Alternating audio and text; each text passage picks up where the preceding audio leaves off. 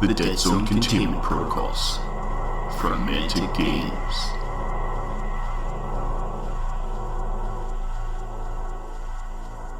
Need to Know by Jake Thornton, adapted by Greg D. Smith. Controlling an empire of 100,000 worlds is no different from controlling a single country. Control the knowledge, and you control the people. Everything else is just scale. Attributed to the prax known as the philosopher.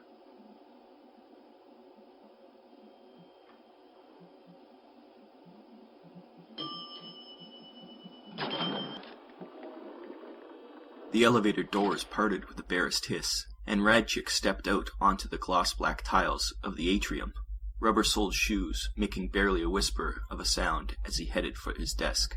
Around him the lights were already on, throwing out their soft glow.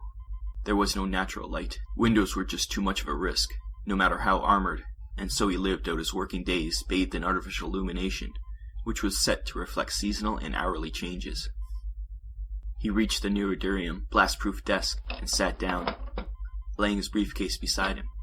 His terminal was flashing already, incoming messages indicated by the insistent steady wink of the amber light. There were also several written reports in a neat pile off to one side, the meticulous copperplate writing, as familiar to him as his own script. The old man had clearly been here early, or else had not left at all the previous day. Certainly his light had still been on when Radchik had left. The old man, he smiled to himself at the thought as he powered up the terminal. It was difficult for him to think of the man he worked for as anything else. His medium height, slate paunch, and balding pate combined to give him an initial impression of an avicular figure, until you looked at the eyes. 5 years previously, stood in that cavernous office with its collection of art, its antiqued polished wood furniture, and its deep piled carpet, Radchik had stared into those eyes for the very first time. He had held the gaze, remembering the advice he had always been given by his therapist about how to appear strong and confident. Those eyes, dark and completely emotionless, had just stared right back at him, through him even. They had held the gaze for over a minute before the man had looked back to the form before him, speaking the first words that Radchik had ever heard from him. It's Radchik, is it? To this day, he was convinced that it had been his holding that terrible stare that had netted him the job. That the counselor chose to employ human aid at all was just another one of his eccentricities, as much as the antiques and the carpet. Charged with the terrible burden of responsibility for untold billions of lives, each of the council dealt with that pressure in their own way. The old man had the same access his fellows did to the very latest and most sophisticated technology to discharge his duties, AI supercomputers, androids, and the like. But he preferred the personal touch that only a living, pure-strained human could bring. Not that they were close. In 5 years, Radchik couldn't recall a single personal conversation with his employer. They talked often, of course. That was part of the job, as he reeled off relevant news, production figures, security notifications, and the like, at regular briefings. He knew, too, the counselor's habits. The way he liked to drink green leaf tea, in the old Terran custom, with 2 lumps of pure sugar, and always ensuring that bovine milk had been added to the cup first. In many ways, it would have been easy for Radchik to forget just who he worked for, and what that meant. But there were reminders. Amongst them, the auspiciously solid desk he sat behind, and the lack of any natural light. It was an odd existence, to be sure. He felt a certain amount of loyalty to the old man, and a great deal of pride in his job. But he often wondered, if he dropped down dead, whether he would be missed at all. The old man had always been good to him, generous pay, and a sense that he would always be looked after. But when you saw, as Radchik did, the numbers of human and alien lives that hung on every decision the counselor made, it was difficult to feel as if one was in any way significant. His screen powered on. He accessed his messages and began scrolling down through them with the ease of practice. An AI would simply reroute all but the most top-secret messages to the relevant departments, bothering the counselor with only the most highly sensitive matters. Radchik approached things differently. There were matters that the old man would wish to have personal sight of that were objectively of very little importance. Responsible for a large part of the Fifth Sphere, that wild frontier at the very edge of GCPS expansion, the old man liked to keep abreast of certain types of project and certain figures within particular corporations. In his privileged position, Radchik had grown to be able to recognize exactly the sorts of news that the counselor would wish to personally scrutinize, and precisely the nature of matters that he would wish to take personal involvement in. It was not a fixed pattern, nor any kind of set rules that could be programmed to an algorithm. It was simply a matter of feel, and precisely why the old man preferred to have a human aid in the first place. Endless messages scrolled up the screen, and he flicked through each one, speed reading the headlines before assigning the file and moving on. Within an hour, he had pulled 6 files out of the 200 that he had determined would be of interest, including an apparently minor rebellion on Dentral 4, and a trade embargo currently in force on the Snaven sector. He hit print, and the machine in the corner came to life, sheaves of paper spilling forth.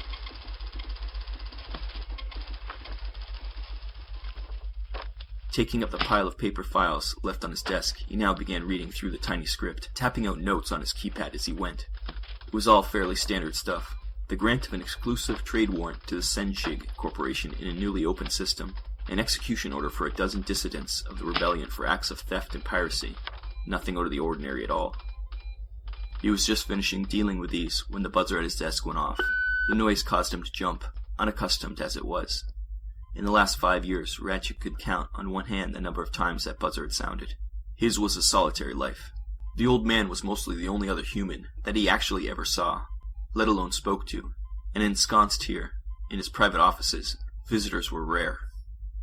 He tapped the intercom switch and spoke into the mic. Hello? This is Consigliere Aide Radchik. How may I be of assistance to you? There was a moment of silence, almost as if the person at the other end hadn't understood or hadn't heard him. He was about to try again when they finally spoke. I have an urgent priority 1 message for the counselor. I must see him. The voice was clipped, the tone neutral and precise. Ratchik paused. This was most bizarre. As a counselor aide, he had one of the highest security clearances in the galaxy, second only to the counselor and a handful of military commanders. He was baffled as to what sort of message the old man could be receiving that wasn't able to be sent through the normal secure channels, and therefore to his desktop. He was about to question this when something quite astonishing happened. The line went dead, and the security panel on his desk indicated that the private elevator had been summoned. Only he and the old man had the necessary physical triple encrypt key for the front door, let alone the fact that both door and elevator were keyed to their own personal biometrics. He sat frozen for several seconds, wondering what to do. He didn't want to bother the old man until he was sure of what was happening. But on the other hand, what if this were an attack of some kind? He had been drilled, of course, and the simple act of hitting the red panic button under his desk would put the whole building on lockdown and summon a whole platoon of enforcers in less than a minute. On the other hand, the voice had not sounded threatening, and clearly they had the appropriate security protocols. If he summoned the enforcers, they would be shooting first and asking absolutely no questions beyond, "Is it dead?"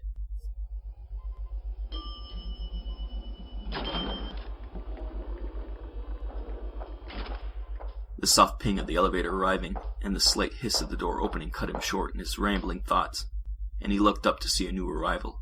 It was a woman dressed in a plain dark suit. No ID badge or rank insignia were visible, and her face was emotionless in a way that was quite disturbing. It was the closest visual approximation to utter ambivalence that Radchik had ever seen, as if absolutely nothing that those eyes could see would offer even the barest hint of surprise, and the eyes themselves, without even the barest hint of life. He had only seen one other pair of eyes like that, and they belonged to the man in the chamber behind him. For the briefest, most absurd moment, he wondered if he was in the presence of a second counselor. Recovering himself, he stood and extended a hand in formal greeting. I am Consigliere Aide Radchik. She cut across him smoothly.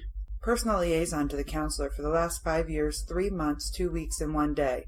You are 37 standard years old, you live alone, and have no living family members. Radchik stood, open-mouthed. Even used to the power of his employer, he was shocked at how much this stranger seemed to know about him. Time is of the essence, Radchik. I must speak with the counselor now. Whatever message you have, ma'am, he finished lamely, as she left the pause entirely devoid of her name. I assure you that I am able to deliver it personally to the Time is of the essence, Radchik.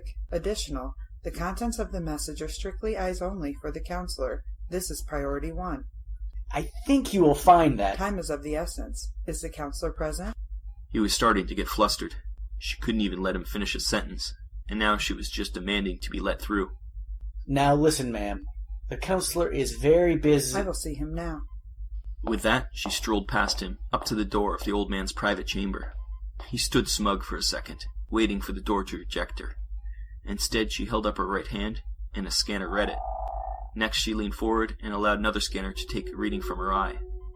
The devices retracted, and the door locks disengaged with a thump, a heavy neodymium door swinging inwards. Without a backward glance at Radchik, the woman stepped through the door, and it promptly shut behind her. Radchik walked up to it, intending to enter behind her and apologize to the counselor for the interruption, but found the door shut tight. It was keyed to respond to his biometrics via the door handle, giving him ease of access to the counselor rather than having to offer full security scans every time he had to enter, but now it was locked tight. After a couple of unsuccessful attempts at moving it, he went back to his desk and activated the security cam viewer for the private chamber. A static fuzz came back at him, hissing quietly from the screen. Radchik slumped into his chair, absolutely at a loss as to what he could do. 10 minutes later, the door opened again, and the woman strode past him to the elevator, boarding it and leaving without another word. He noted that the static had cleared, and the security viewer showed him the old man sat at his desk, head in his hands. That was a bad sign. He quickly prepared a cup of green leaf tea and took it over the threshold, placing it on the old man's desk, and then standing back with a polite cough. The old man seemed to start, as if the cough had woken him from some dream. He stared at Radchik for a few moments, in a way that left Radchik feeling utterly unmanned. In those eyes that he had known and respected these last 5 years, he saw an emotion that baffled him. Fear. The moment passed, and the old man seemed to grow again as he recovered his composure. The eyes returned to their accustomed fixed stare, and he looked straight at his aide. Well, Radchik, what can I do for you? Radchik paused for a second as he gathered his thoughts, but in truth, he knew he had to ask. Who exactly was that woman, sir? Woman? You mean the drone? An android, Radchik, a messenger from the 8th Directorate. Radchik flinched as if he had been struck. 8th Directorate was a legend used to scare children into behaving, a shadowy organization that was half myth even in the rarefied circles of the council itself. He felt a physical chill at the thought of having been in the same room as one. He realized that the old man was talking to him. Radchik, you with me here? Yes, sir. Sorry. May I ask, sir, what was it here for? The old man pinched the bridge of his nose and breathed out a heavy sigh. Bad business, Radchik. Bad business indeed. Can't give you any details. I see, sir. Well, will that be all? Just one more thing. The counselor scribbled a quick note and passed it across the desk to Radchik. See that the message gets sent to Commander Vartok immediately. Priority 1. Radchik looked at the slip of paper. On it were some galactic coordinates and 2 solitary words, Containment Protocol. It wasn't a command that he was familiar with, but the manner of the old man told him not to inquire further. He did have one more question, though. Sir, can I give the commander a specific destination at all? These coordinates seem quite vague. The old man looked up at him with those piercing gray eyes. Nexus Psi.